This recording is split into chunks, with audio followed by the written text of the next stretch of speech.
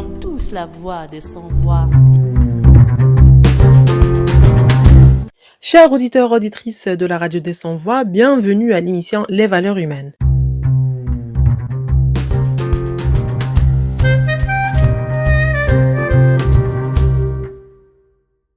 La journée mondiale de la femme rurale est célébrée le 15 octobre de chaque année. Actrice quotidienne des droits de l'homme, la femme rurale, comme toutes les autres femmes, possède des droits garantis par les conventions internationales. Imprégnée profondément de la culture de la paix, de la tolérance et de l'amour du travail, la femme rurale est toujours à l'avant-garde pour la libération de son pays, résistant avec courage et abnégation à toutes les formes de violence. Elle travaille ardemment pour combattre la pauvreté. À la fois dynamique et courageuse, la femme rurale a toujours été une collaboratrice créative en matière de développement.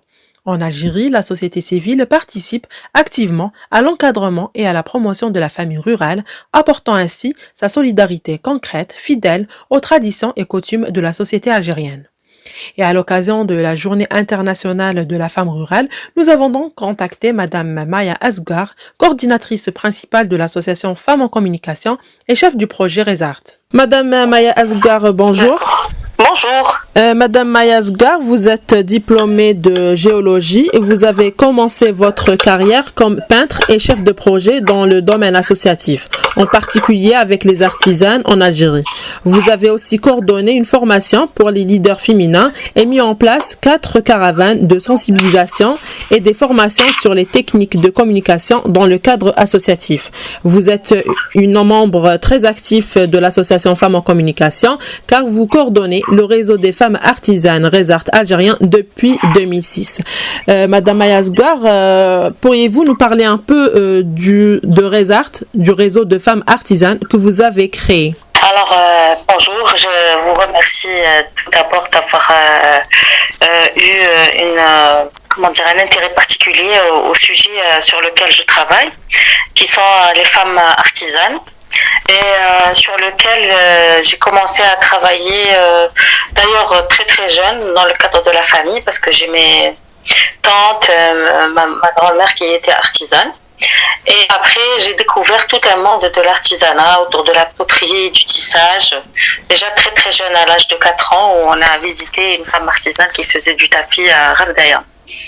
Et ensuite, donc sortie à l'université, les années 90, pas trop de travail, mais j'ai pas chômé, grâce justement à l'artisanat qui a permis que je sois un entrepreneur social, un entrepreneur qui s'intéresse à l'artisanat. D'abord, je suis artisane moi-même et artiste peintre, et ensuite qui connaît les difficultés des femmes artisanes. C'est un intérêt pour lequel j'ai amélioré mes connaissances et je l'ai développé avec l'aide de l'association Femmes en Communication, que je remercie particulièrement parce que cette association, elle m'a permis de prendre conscience que la communication artisanale à travers les tapis et la poterie est une communication féminine et que si on ne fait pas attention, si on ne la développe pas, si on ne l'actualise pas, si on ne la modernise pas, si on ne la regarde pas comme un apport très intéressant, on perdrait un fil de communication entre les générations, c'est-à-dire les artisanes écrivent à leur manière une communication d'un temps, comme on lirait les tapis de Ravdaya où ils parlent de mariage, où ils parlent des femmes qui tissent leurs histoires sur les tapis. Donc c'est une communication qui est très très intéressante et qui fait l'objet d'études d'ailleurs à travers certains pays en Méditerranée, qu'on partage aussi avec la Tunisie et le Maroc et la Libye.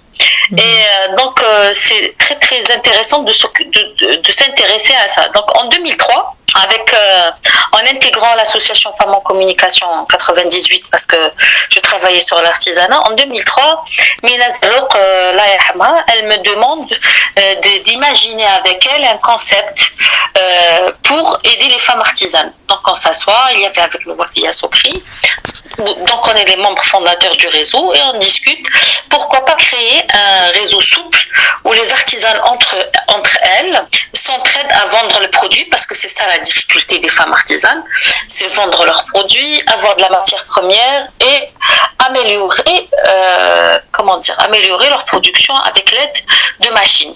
Donc en 2003, on écrit un projet qui s'appelle Resart et avec lequel on achète de la matière première et du matériel aux artisans. Passe 2 ans, 2006, on se rend compte que acheter de la matière première ne suffit pas et que ce n'est pas la solution. Ce n'est pas la solution. Donc, sachant qu'il y a ce problème-là, de 2006 jusqu'à actuellement, je continue à me former moi-même en tant que coordinatrice ou chef de projet du réseau Resart et je participe à essayer de trouver des solutions ou les moyens de former et d'accompagner les femmes artisanes. Madame Mayasgor, pourriez-vous nous parler un peu de la situation de la femme rurale de la région du sud algérien? Alors, la femme rurale de la région du sud algérien, elle est exceptionnelle, parce qu'elle vit dans un endroit très très très surprenant. Ensuite, elle est difficile. Elle est difficile parce qu'elle vit dans le désert et elle travaille encore actuellement en 2020 avec les moyens qui existaient à l'ancienne.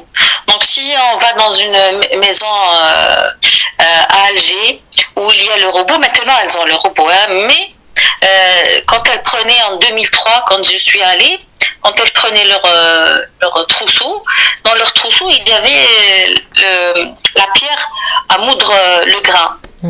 À moudre le grain et puis aussi des choses comme nous avant très très très basiques et rudimentaires. Moudre le grain avec de la pierre n'est pas mauvais, oui, parce que c'est bon pour la santé, etc. Mais travailler la terre avec juste une bêche et même pas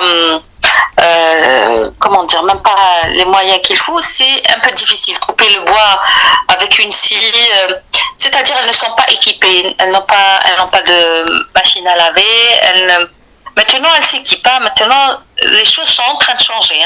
Les choses sont en train de changer à force d'y penser, de réfléchir ensemble, etc. Mais je pourrais dire que les femmes artisanes dans les zones rurales, dans le sud, elles ont beaucoup de difficultés. De difficultés d'envoyer leurs enfants à l'école, du transport, qu'est-ce qu'il y a encore, d'être chef de famille, d'être une femme. Tout ça s'ajoute à la difficulté des femmes rurales qui représentent quand même 11% de la population, la moitié des 11% de la population dans les zones rurales. Et quel est le rôle de la femme rurale dans la contribution à l'économie nationale et dans le développement durable? Alors, le rôle de la femme rurale, d'abord, c'est elle qui produisent une partie des épices que nous mangeons. C'est elles qui produisent une partie de la laine qu'elles traitent. C'est elles qui produisent, c'est elles qui s'occupent des abeilles des fois. C'est elles qui sont les abeilles et les fourmis des zones rurales en Algérie ou dans le monde.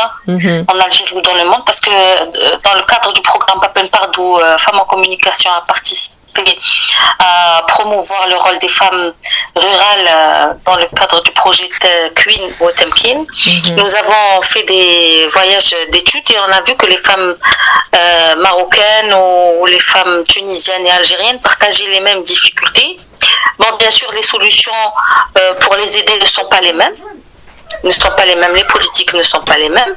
Ensuite, nous avons vu que même en Europe, par exemple, le voyage juste est fait en France et il y a toujours aussi des difficultés et les solutions, bien sûr, ne sont pas les mêmes.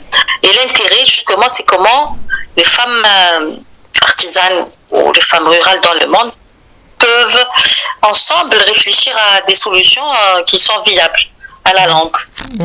Voilà, donc le rôle de la femme rurale reste vraiment important et une nécessité parce qu'elles permettent elles permettent aux zones rurales d'avoir les richesses qu'elles ont. Par exemple, la teinture naturelle, s'occuper des plantes naturelles qui sont un moyen de soins dans certaines phytothérapies. Donc les femmes dans les zones rurales, elles ont non pas un seul rôle, mais plusieurs. Voilà. Et est-ce que les acquis de la...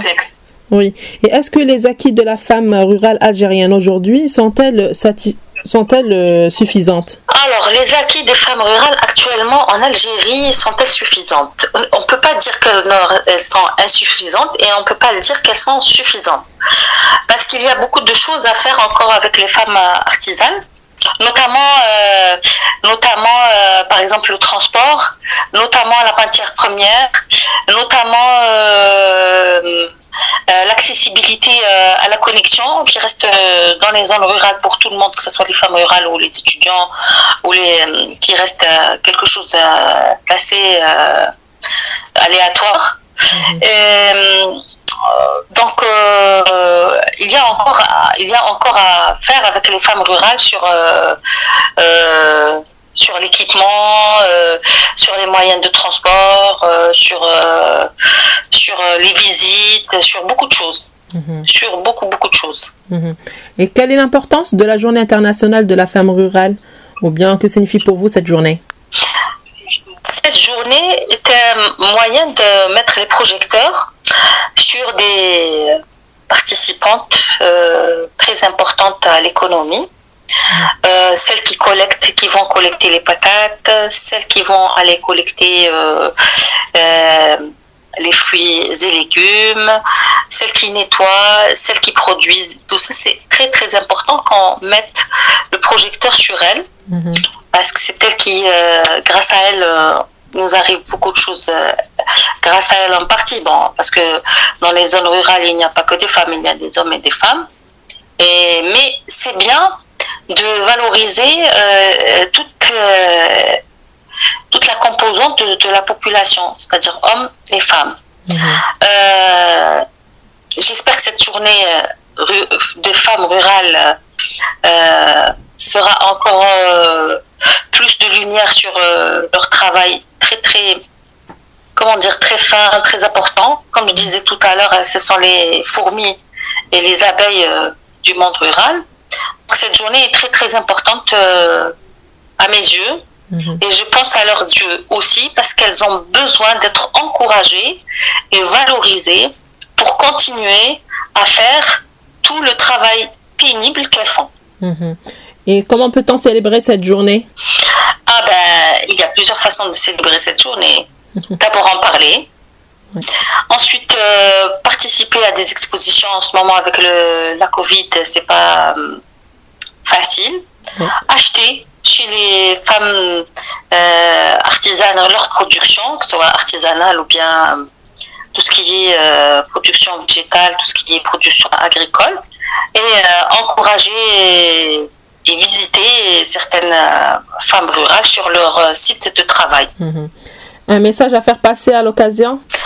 Alors, le message à faire passer à l'occasion, c'est afin de protéger nos zones rurales, qu'elles soient représentées par des hommes ou des femmes, des jeunes ou des enfants. Il faut acheter local, il faut acheter algérien, il faut acheter rural pour et aider à préserver les femmes artisanes et rurales dans leur lieu de production et être à l'écoute à leurs besoins. Et je remercie toutes les femmes rurales et les femmes qui se sont constituées en association, ainsi que les forêts avec qui j'ai pu travailler dans le cadre du projet Takwin ou Tamkin, qui sont à l'écoute des femmes rurales. Je les remercie de tous les efforts qu'ils fournissent et qu'ils mettent en place pour que leur merveilleux et admirable travail se fasse. Voilà, et je vous remercie à vous aussi de votre intérêt. Merci Madame Maya Asghar d'avoir tenu cet entretien avec nous et je vous souhaite une très très bonne continuation.